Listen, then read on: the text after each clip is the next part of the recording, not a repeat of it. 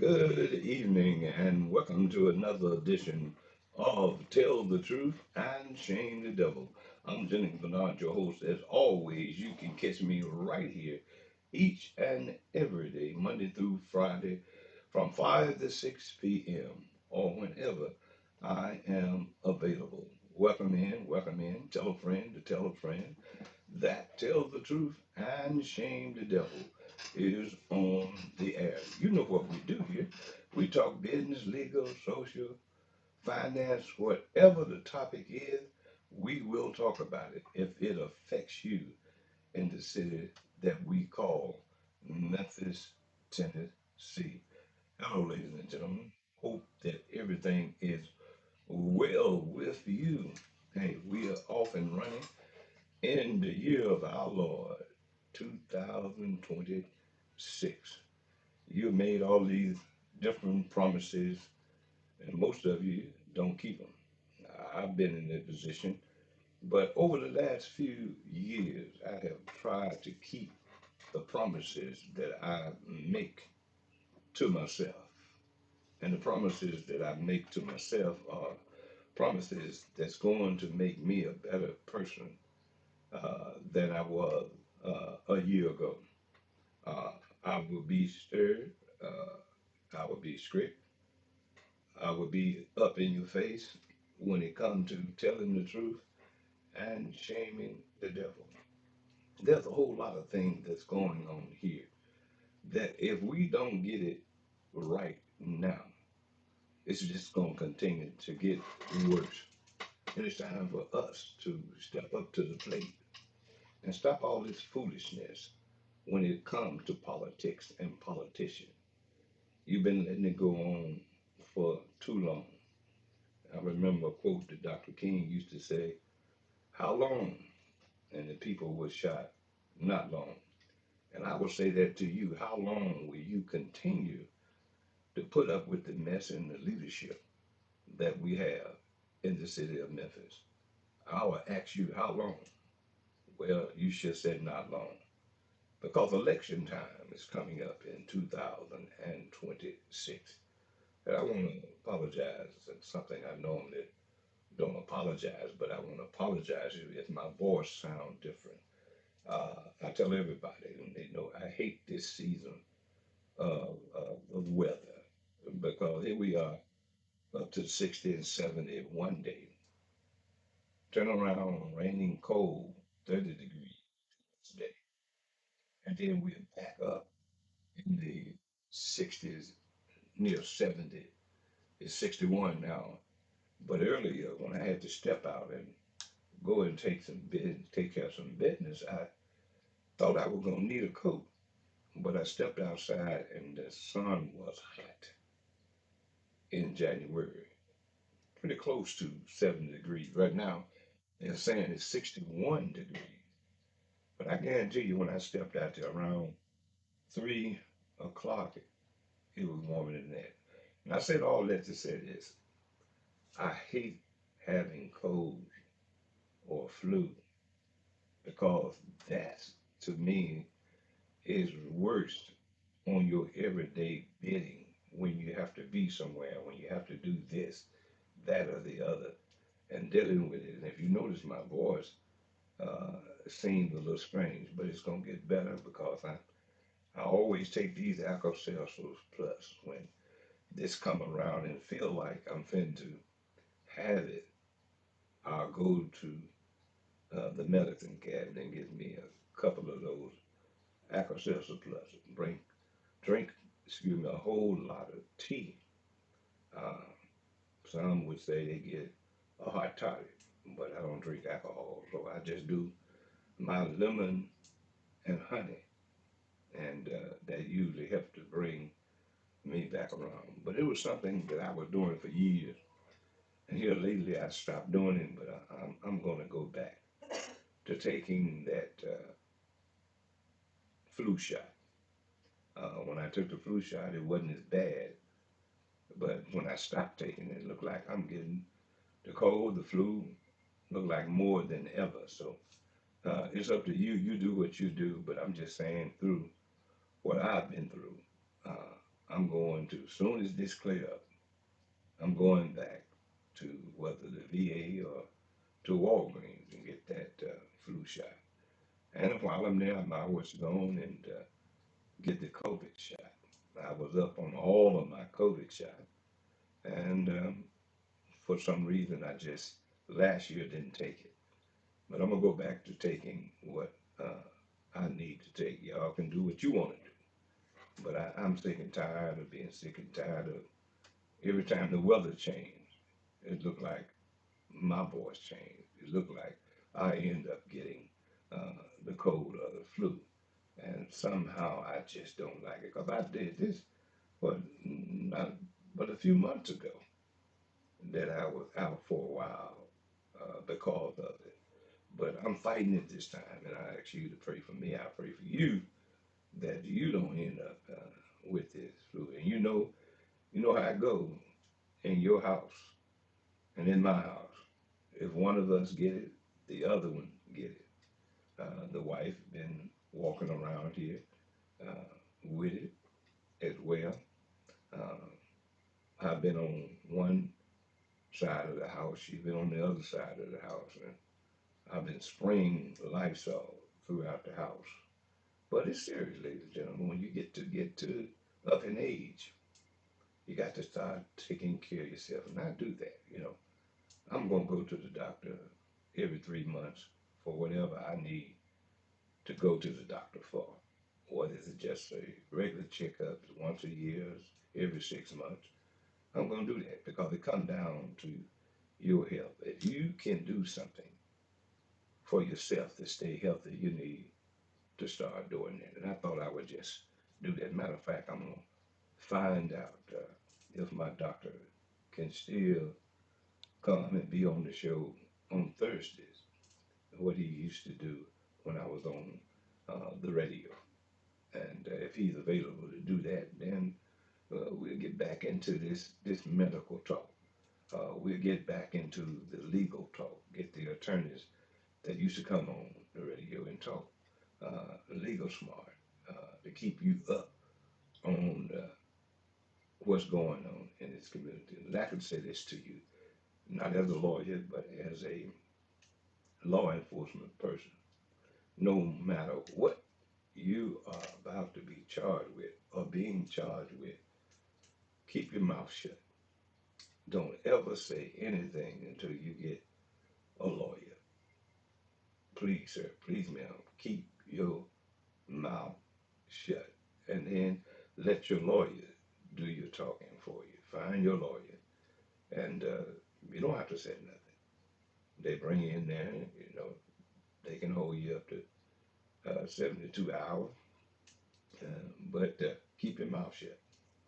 And sometimes, just from experience that I've seen over the years, being in law enforcement, my last years in the courtroom, the people who kept their mouth shut seem to come out better than the people who tried to explain the situation. When you hire an attorney, that's your mouthpiece. You tell your attorney what he needs to know, and from there, he do his job.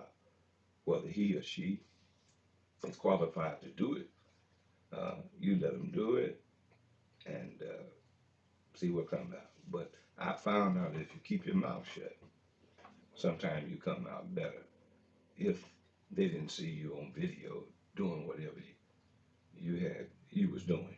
So just a little word of advice to you. I'm Jennings Bernard. You're listening to Tell the Truth and Shame the Devil. What has been going on in Memphis? Everything. Again, I want to take my hat off to the women and men of law enforcement who are out here trying to keep us safe and protected while they are doing their duty to the National Guard, to the State Trooper Highway Patrol, to all the federal agencies that are here trying to, not trying, but is to make this city better. And if I told you once before, Paul Young is saying that based on him and C.J. Davis, that the city crime is down. A my grandmother used to say. She used to say, a lie ain't nothing for a Negro to tell. Well, a lie ain't nothing for anybody to tell, because they'd rather tell a lie than stand or tell the naked truth. And that's true. When you got yourself in a predicament, or sometimes you don't have to be in a predicament, they just lie. When the politician know that you're coming at them, they will lie to you. They would tell you something. They would play with your, as they would say, stupidity. They'll play on that and tell you and pump you up. That mayor, they're making promises, swearing and lying, and making promises they know that they're not going to keep. Why do they do that? Because you don't pay attention. But this year, 2026, from the school board to the city council, to the county commission, to the benches, the judges, to state representatives, we want to send a message, a powerful message from the people of the city of Memphis. Deficits that are being left behind from previous administration and the present administration don't want to address those issues. I said before that if we found the lost deficit money from Jim Strickland administration, we could have easily gave the fire department, the police department, and every other employee that works for the city probably could have gave them that 2% raise that they would deserve if they was deserving to get it. See, we play with our tax dollars. And for so long, they've been playing with our tax dollars to the point that we get to the point we really don't care. And when you get people like myself and others who have podcasts that's looking into the Memphis Light Gas and Water and others who have been doing it for years, have looking at it and presenting it to you, and you don't do anything about it. One of my listeners posted, this year is the year for us as citizens of Memphis to stop taking these individuals from one position to another position to another position to ending up on the board of the Memphis Light, Gas, and Water. If you follow a certain individual who was school commissioner, became city councilman, left city council, and went over to county commission, and then some went over to the Memphis Light, Gas, and Water Board. They getting paid by you for doing what? Absolutely nothing. Because if they were really doing something, you and I would be sitting up in a city that worldwide is known as the most violent city in America. You may think, oh, it's the criminal that's doing the violence. True that. But it's the leadership that don't know how to lead to stop the criminal. Anybody can be stopped. Like a light switch can be turned on, it also can be turned off. Yeah, excuse me. It can be turned off. So the criminal, they can be on doing the violence, but true leaders know how to turn them off. They come into this city from Arkansas and Mississippi because Arkansas and Mississippi is not going to take their stuff in Mississippi and Arkansas. So what do? They come across the bridge and look at it. I guarantee you that a lot of people who are being committing crime here in Memphis, if you look at it, they're from Arkansas and Mississippi. Most of them are probably from Memphis, but if you look at it, you'll find that a lot of these folks are not residents of the city of Memphis. So I'm told.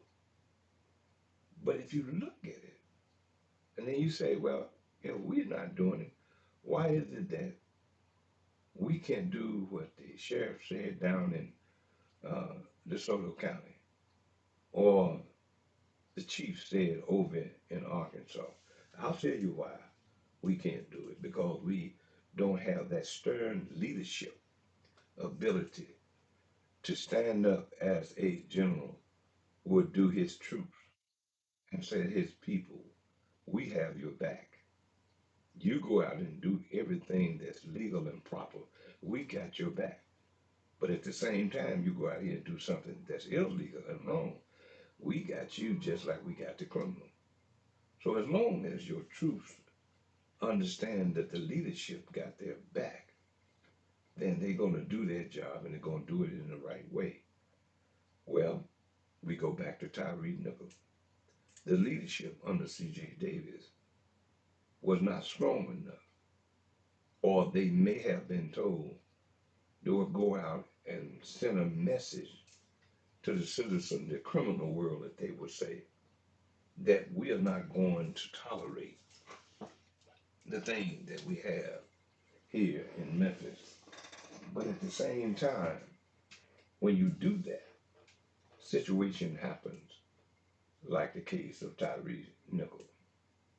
We still look at what is going on. And your mayor, he had the audacity to sit up and say in the statement that the crime is down because of him and C.J. Davis. You know that's a lie. You know that's a lie, and the truth is not in him. But we allow this to happen. But the way we're going to have to do is send a message to all leaders that lying to us. Excuse me. We're not going to take it anymore. I'm not going to be long here today. I don't begin to start coughing. And I'm looking for my Kleenex, but I guess I moved them from out here. Will somebody bring me a towel or Kleenex? Uh, I appreciate it. But anyway, we have to look at trying to change how we do things in this city when it comes to leadership. Now, I saw an interview under, thank you, sweet, in the leadership under uh, Roderick Richmond. In an interview, he's talking about what he's going to do and what's going to be done in 26. And he ain't going to do nothing. I still said I wouldn't give him a life preserve if he was drowning in the ocean. That's what I think about him. Because when a man defies the rules of the office that he's about to take, give his wife a contract for a school that did not have but 14 children in it, but he showed favoritism.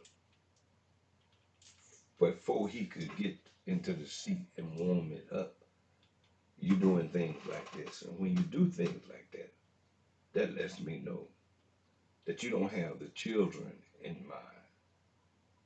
And we hope and pray, and this is what I want to talk to the people who get elected. I hope that the whole board is wiped out on the school board, and this new board do not give him a contract or renew his contract when it comes to time to renew it. Because we need to pay attention. We need to realize what type of individual this man is. He run a bluff. He talk about this, that, and the other, but the bottom line, he ain't nothing but trash to me. Because there are people out here trying to make ends meet. But you take an opportunity to give your wife a contract while people are trying to put food on their table, and you're taking their tax dollars to better your home and your wife. It is what it is. If you're doing it, if you're your wife, your brother, sister, cousin, And they said nepotism or favoritism. That's what it is. And you shouldn't have never, Dr. Richmond, and I use that term lightly. When you say Dr. Richmond, that's supposed to mean something. That's supposed to mean that you've gone to higher learning. And in the process, you're supposed to know right from wrong. But my grandmother used to say it all the time. The worst fool in the world is the educated fool. They think that they know more than anybody else. With all of that education and all of that degree work that they have gotten, it comes down to one thing. You got all of that, but you don't have common sense. Common sense will show you how smart you are or the like of smartness. Common sense will show you this is a fool. It will show you that this person know what they're doing. So with all the doctors that are out here that don't have common sense, to me, you know more than a fool with higher learning. With what you get as a doctor of education or whatever, you make sure that when you get that jurisprudence or when you get your doctorate, the PhD, make sure common sense comes along with it. All of these people running around here don't care anything about you, but they care more about the organization that they are part of. And they get you hooked. They give you free food, but they got a Kappa shirt on. And what's going to happen when that kid that was hungry, and he remembered that the church fed them, but that was a man with a Kappa shirt on. So now when I go to college, I'm going to remember that it was a Kappa that fed me. All of that is recruitment of our young people at an early age. And then you get on center video with a Kappa Ridge blazer on, talking about you want to wish the people a very Merry Christmas in the name of Jesus Christ. Well, I can't buy that. It was in the name of recruitment and Kappa that you had your red blazer on to lure people in. You should have had your tie, your shirt on. You should have had your clergy garb on. And then speak on behalf of Christ. You cannot speak on his behalf when you're trying to recruit people. And that's all that he was. When he had his red blazer on with his Kappa signet on it. And ladies and gentlemen, I have a problem, and you know I do, with Kappas, that sorority, because they think they run the city. Some says that they run the city and they're going to run the world. You understand what happened to Camilla Harris, didn't you? She came in with all of that Greek organization and the people shut her down. I heard a lot of people say that they didn't vote for her because she was talking the Greek. A lot of people said, I just couldn't stand that and be with it, whether you want to call it jealousy or whatever you want to call it. They sent a message. And I saw somewhere where she's saying that she may run again in 28. What if you run again in 28? Only she will win is because of the disrespect or the dislike of what's going on with this present administration. But do you think that she should run again? Kamala Harris, the former vice president of the United States. Do you think she should run again? And everybody said they have the opportunity to run. That's when they have the Democrat and they have the Republican primary. The independents throw their name in and they can just wait till the Democrat and the Republican get through fighting and see their representatives are going to be. If Kamala Harris, former vice president, decide to run again, would you support her? That's the first question of the day. All you have to do is just say yeah or no. Yes, sir. You're on Tell the Truth and Shame the Devil. You on there? Call us back. All right. 901-288-5779. 901-288-5779. Would you support, excuse me, Kamala Harris if she ran again in 28? Who is the more likely candidate in 28 on the Democratic side that most Democrats are looking at? Who is it on the Republican side? Because Donald Trump said he's going to get a third term. He's working on it, but that's against the Constitution, and I'm not upset about what he's saying that he's going to do because that would be a mess in this country if he got another term. It says two terms, 2 4-year terms. That's it. They couldn't have a Constitution convention to change that. Although the Republicans control the Senate and the House and the White House, it would be a mess that we couldn't even measure in this country if that happened. You would have done your 2 years. Your legacy would be left as to what you did or you didn't do. So move on.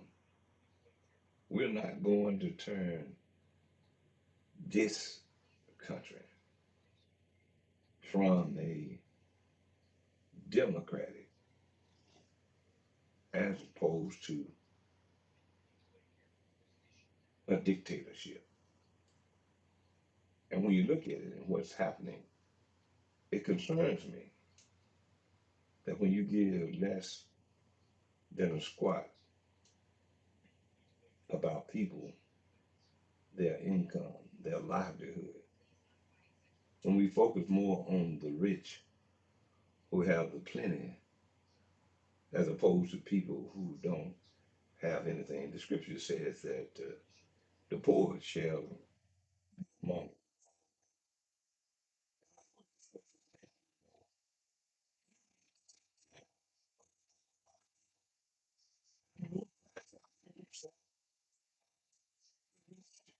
shown it, get more about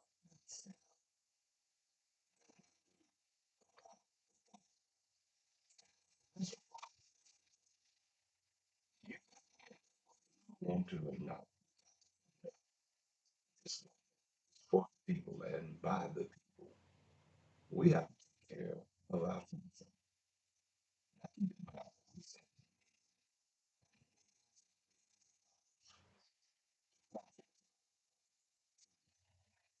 Help our allies. I'm in some way. Say, yes,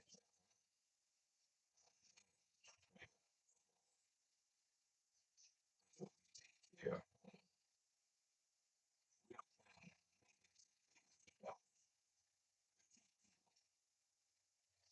yeah. But in every corner of America, somewhere, some family, I really have a problem with that. We talk national politics, we talk international politics, we talk local. All of it begins at home. Everything local, then it pan out to be national. And we got to really pay attention this time in the election who we send to Washington, D.C. We are a multicultural race of people, but our representatives don't look like the makeup that we have in the state of Tennessee. If you look at it, And someone outside of Tennessee would ask the question, are there any black, Hispanic, Middle Eastern, or anybody else that live beside white folks in Tennessee? Why do I say that? You look at every individual that's in Washington, D.C., it look like Tennessee is full of nothing but white folks. And to me, that's a problem with us as citizens in this community. It's our fault, ladies and gentlemen, because we get caught up in the hook, line, and sinker. We get caught up in the hook, wink, bamboozle, and ran amok over you, and you get excited because of the crumbs that have fallen from the rich man's table to the black leadership pocket, and the black leadership disperse those crumbs politically, socially, and sometimes financially to you, and you think you're happy. But when the sandwich that they gave you, when you eat it and you're done, you're looking for another fish sandwich.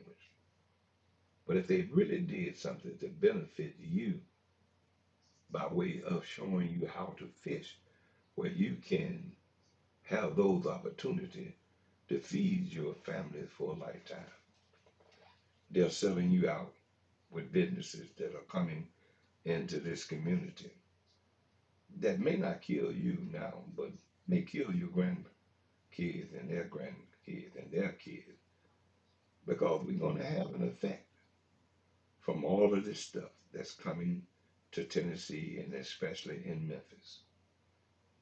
They didn't take it in Nashville. Georgia turned them down, but they came to Memphis. Everybody can sell our leadership anything here, and we sit back and let them do it. We say that individuals who are name recognition, they can control this time. We can buy a hotel, turn over, let them run it, and then eventually in the contract, we're going to give it to them. And you sit back, say nothing, or do nothing in regard to what's going on. They can raise taxes on you to cover up for the $77.7 million deficit that money is missing. Who got that money? Who got that money? But I guarantee you this, and I promise you this, that somebody's watching. And every 5, maybe 10 years, they come back and show what they have gathered on these so-called politicians in Memphis, Tennessee. Y'all remember Tick Tick Dot Dot or whatever it was? Came in and shook up Memphis because they was watching. You don't think they watching when a leadership raise the taxes on the people, do not address the deficit from previous administration. They writing it down. Then they look at the leadership. They received $1.5 million in the mayor's race and won. You don't think they're looking at that? You don't think they turn around looking at when he got into office, he raised your taxes. When he got into office, he bought a hotel. We wasn't in the hotel business. We a city that's called Memphis. You don't think they're looking at that? Watch and see.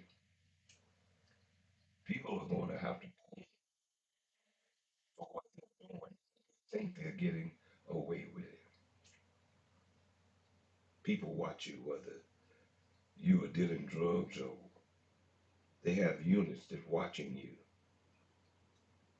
And believe me, I'm telling you the truth.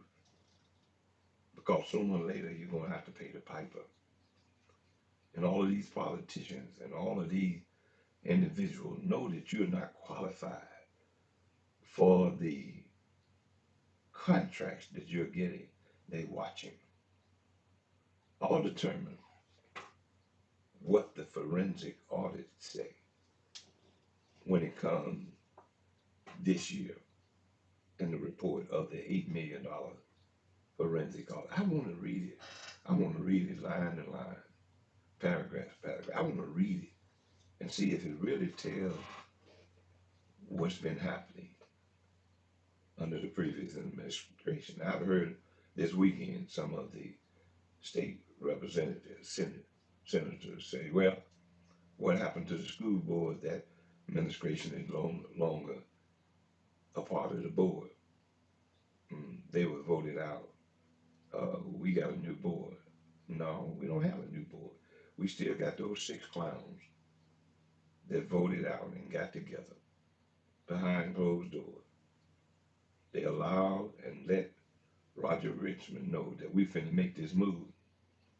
We want to know if you're going to accept it if we make this move.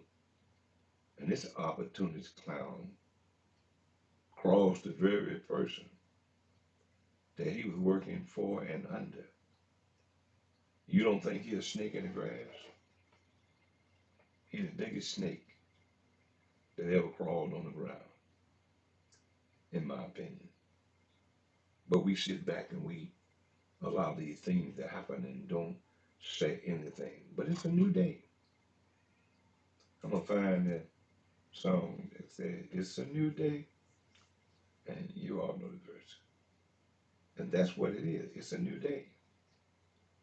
And a new day depends totally upon you, what you do about the new day. Ladies and gentlemen, I say this. I said, wipe them all out. Take them out of office. And if you're running for office, you should know the job that you're running for. And that's another problem that we have. People call me and some friends I know and some text me and said, man, you hit on something. He said, I know for sure. And this is what he said to me. I know for sure that if some of our leaders was drug tested, right now they'll fail. I could say yes to him. I believe that as well. He said, but no, I know that some of them would fail the drug test. So the question now becomes, we got leaders who want to pass a bill about growing marijuana in your backyard. Only 15 plants. Do you think they're going to do that? Do you think they would actually grow just enough for medicinal purposes? No, they're going to grow it to sell it. They're going to grow it to smoke it. They're going to grow it to give it away. Get them hooked on it so they can end up having a seller's market. See, something is wrong with the leadership who believe that they need to pass a law where you can grow pot in your backyard. Then they say Mississippi and Arkansas and others have done it, but it's for medical, chronic pain sufferer. We ain't for Joe Bow who's standing on the corner with his pants down and think he want to smoke a blunt. It ain't for him if they do it. But guess what? If grandmama's at home or grandmama got a stash for herself because she's chronic in pain and they trying to help her, I guarantee you when they go and look for grandmama's stash, nephew, cousin, grandson, granddaughter done smoked up grandmama mad. Mama come in the room and said, did you go in there? She so passed out, he so passed out, he can't even tell her he stole it. Now what kind of person would be that low down? And we have them. We have people that kill mom and daddy because they won't buy them a car or they won't give them $20. I remember years ago, beautiful spirit, I used to go to Morrison Restaurant. It was out there on Austin P. That was the sweetest lady that used to see me coming in. She knew me when I came in as a deputy. And sometime my wife and I, we would go out there, and I introduced her to my wife. And when we go out there, she would always fix the salad, because I love these salads. And she would always have one and say, "This is for you. I got this. I know you probably coming through." And I always thought it. But I came back one time and I asked, "Where's the lady that fixed the salads?" They said, "You didn't hear?" I heard about it, but I didn't know it was her. Said her grandson was on that mess. He wanted her to give him $20. She wouldn't give it to him, and he killed her. So I gave you that as a story to say, think before you react. As leaders, we are depending on you to have common sense. And I moved my fella out the way here. We want you to think. That's the thinker. And a lot of our people in leadership are not thinking because they don't know how to think. They are so self centered about themselves that they don't care about the people that they represent. But it's time is over. We're going to organize ourselves, street by street, organization by organization within your community.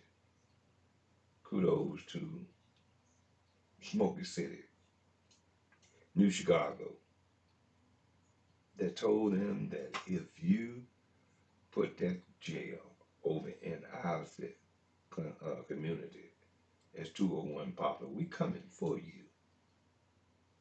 And they did not put it over there because you got to get serious. Them folk came out there and they made some good trouble. They told you what they was going to do. And what if, excuse me,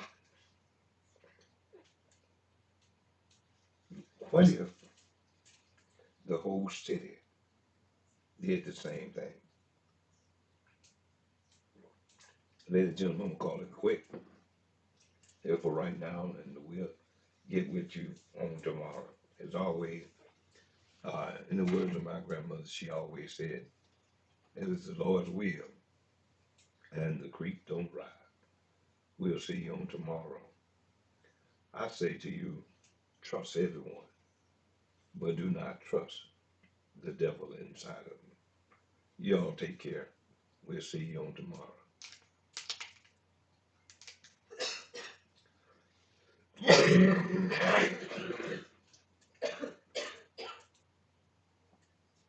Sweetheart, I don't know, this thing came down on me all of a sudden.